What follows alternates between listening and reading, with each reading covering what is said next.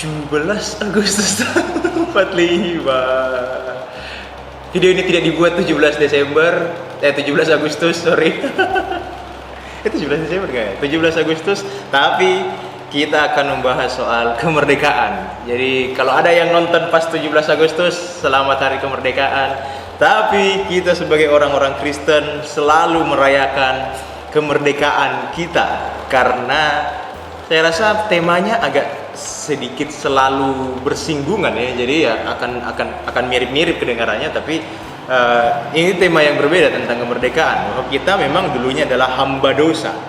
Sama seperti orang Israel di Mesir, mereka adalah hamba atau budak di Mesir. Kemudian mereka dibebaskan oleh Allah melalui Musa.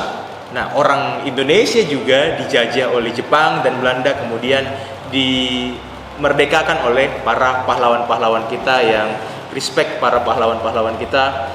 Seharusnya kalian Gen Z lebih menghargai pahlawan kita ya, daripada selebgram Anda, Anya Geraldine dan lain sebagainya.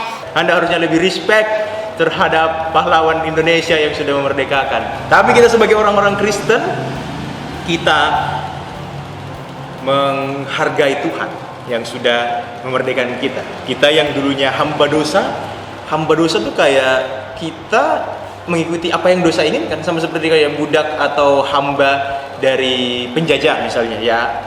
Jepang suruh kita romusa ya, kita romusa begitu. Jadi apa yang tuannya katakan itu yang kita lakukan. Pun demikian ketika kita menjadi hamba dosa, apa yang dosa katakan itu kita lakukan. Berarti ada pikiran-pikiran di kepala, ada suara-suara di kepala kayak Sepertinya ada dompet terjatuh, ini saya ambil saja. nah itu pikiran-pikiran dosa. Padahal ada KTP-nya di dalam, bisa dikembalikan tapi tidak dikembalikan. Nah, kita ketika masih menjadi hamba dosa seperti itu guys. Kita hanya mengikuti apa yang dosa inginkan. Tapi kita sudah dimerdekakan oleh Tuhan. Tuhan tidak berperang melawan dosa menggunakan bambu runcing sama seperti pejuang-pejuang Indonesia, tapi Dia menggunakan salib. Dia mati di atas kayu salib untuk menyelamatkan kita, memerdekakan kita, dan kita sudah merdeka. Nah, sayangnya ini adalah saya tidak punya sayang.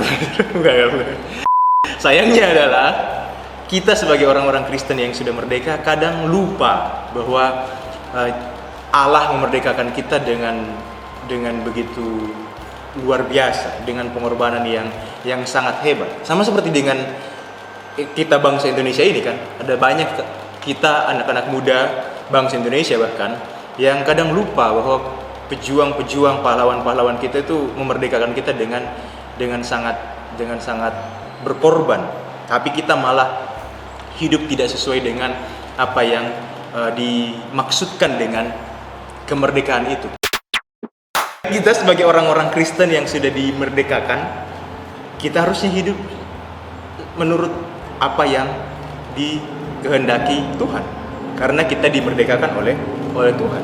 Karena di dalam perjanjian baru, di masa-masa awal gereja, Rasul Paulus juga melihat hal yang demikian, bahwa wah, ini orang-orang gereja sudah dimerdekakan, sudah diselamatkan, kok hidupnya malah, meskipun memang ya di dalam KBBI kan kemerdekaan artinya, atau merdeka artinya bebas kan, tapi bukan berarti bebas melakukan segala sesuatu dong.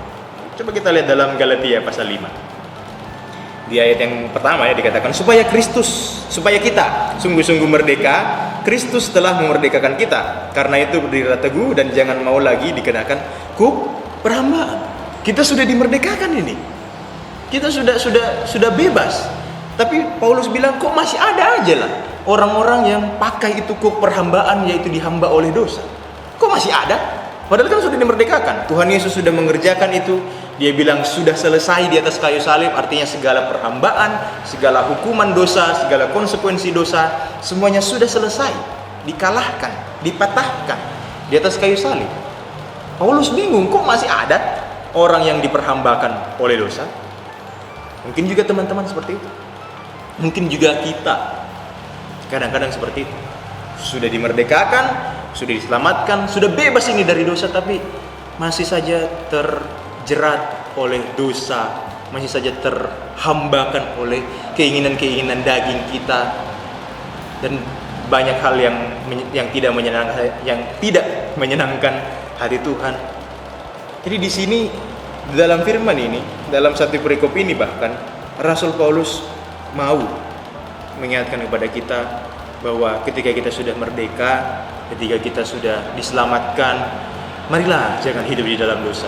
Merdeka itu artinya kita bebas melakukan apa yang dikehendaki Tuhan, bukan bebas melakukan apa yang kita kehendaki. Bahkan lebih tegas lagi kalau kita mau lihat di dalam ayat 13 dikatakan, saudara-saudara, memang kamu telah dipanggil untuk merdeka, tetapi janganlah kamu mempergunakan kemerdekaan itu sebagai kesempatan untuk kehidupan dalam dosa, melainkan layanilah seorang akan yang lain oleh kasih. Nah, jelas banget kan?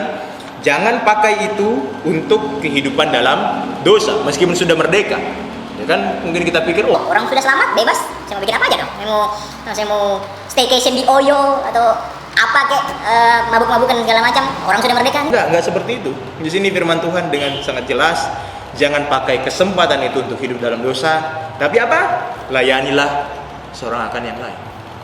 Jadi ketika kita merdeka, kita bebas, itu artinya kesempatan bagi kita untuk melayani Tuhan dan melayani umatnya, melayani jemaat. Itulah kemerdekaan Kristen yang sesungguhnya. Selamat hari kemerdekaan orang-orang Kristen, bukan Indonesia ya. Sekali lagi ini tidak di take di 17 Agustus, tapi marilah kita selalu merayakan kemerdekaan kita dengan hidup memuliakan dan menyenangkan hadirat Tuhan.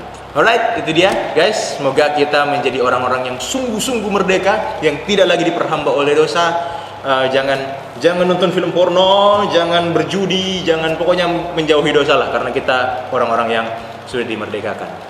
Gilbert Santoso pamit. God bless you all.